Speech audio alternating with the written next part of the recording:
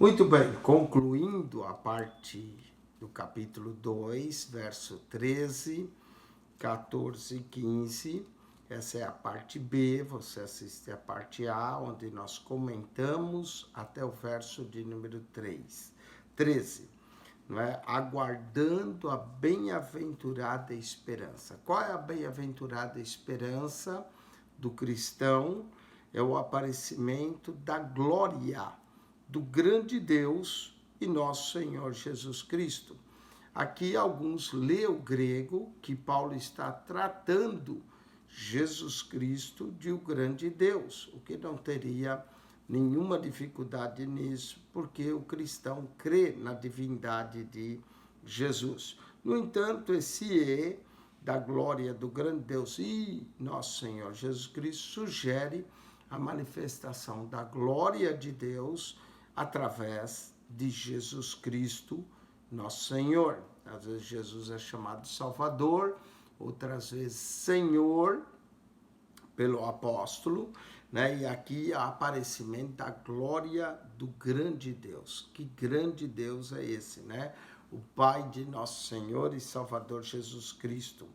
Falando de Jesus, verso 14, o apóstolo diz: o qual se deu a si mesmo por nós.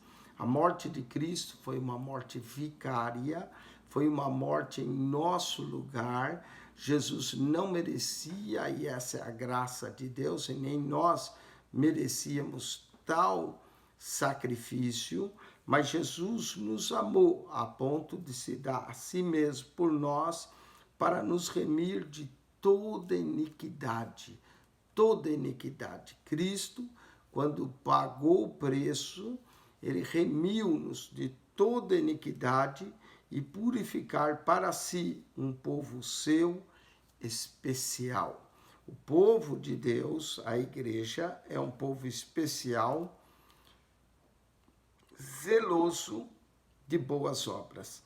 Que coisa maravilhosa, né? Cristo se deu a si mesmo por nós, para nos remir, tirar de toda iniquidade e purificar. Ele não só nos redime, né?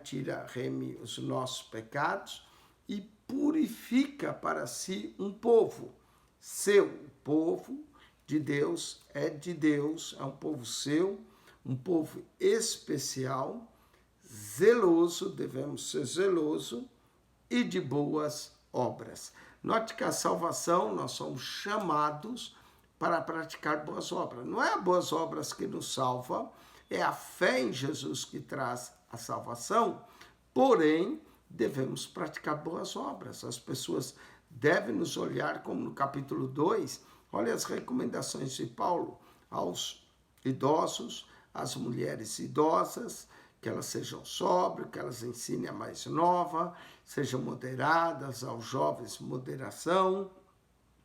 Manda ele dar exemplo de tudo em boas obras, na doutrina mostrar incorrupção, gravidade, sinceridade, linguagem sã, irrepreensível, não é? Essas são as boas obras do crente. O crente vai mostrar então suas boas obras para que dê testemunho do evangelho. Aí ele termina aqui no verso 15, fala disso e exorta. Fala disso e exorta e repreende. Então, 3 coisas que te devia fazer: falar dessas coisas, exortar o povo e repreender os que estivessem andando errado. Como é que ele ia fazer isso? Como é que ele ia falar, exortar e repreender? Com toda a autoridade. Como ministro do Evangelho, cooperador do apóstolo Paulo, Tito deveria proclamar isso à igreja de Creta, deveria exortar, deveria repreender com toda a autoridade. E ninguém te despreza, ninguém deveria desprezar a Tito por ainda ser jovem, né? Talvez um homem de em torno de 30, 40 anos deveria ter Tito, e ninguém deveria desprezá-lo por isso. Antes ele deveria falar, exortar e repreender com toda a autoridade. Todo ministro que está à frente de um trabalho, muitas vezes tem que usar a autoridade que Deus lhe deu, não é? A autoridade que Deus lhe deu na frente do trabalho. E ninguém deve desprezar o ministro. Com isso, nós concluímos o capítulo 2 dessa carta, só recordando um pouco do capítulo 2, Paulo começa dizendo a Tito, tu porém fala, começa com a palavra fala, e termina no verso 15 com fala. Então, Tito deveria falar no verso 1, a sã doutrina. No verso 2, fala dessas coisas, exortar e repreender com toda a autoridade. O que Tito deveria falar? Deveria falar aos velhos para serem sóbrios, graves, prudentes, sãos na fé, no amor e na paciência. As mulheres idosas, que elas deveriam andar como convém às santas, não caluniadas, não dada muito vinho, parece que algumas gostavam de beber vinho, né? Mas mestras do bem, ensinar as mais novas a serem prudentes, a amarem seus maridos, seus filhos, serem moderadas, castidade, não é? E boas donas de casa, sujeitas a maridos, a fim de que a palavra não fosse blasfemada. Também exortar os jovens a ser moderado, em tudo se dá exemplo, né? Na doutrina, mostrar incorrupção, gravidade, sinceridade, linguagem sã, irrepreensível, para que o adversário não tenha nada que falar.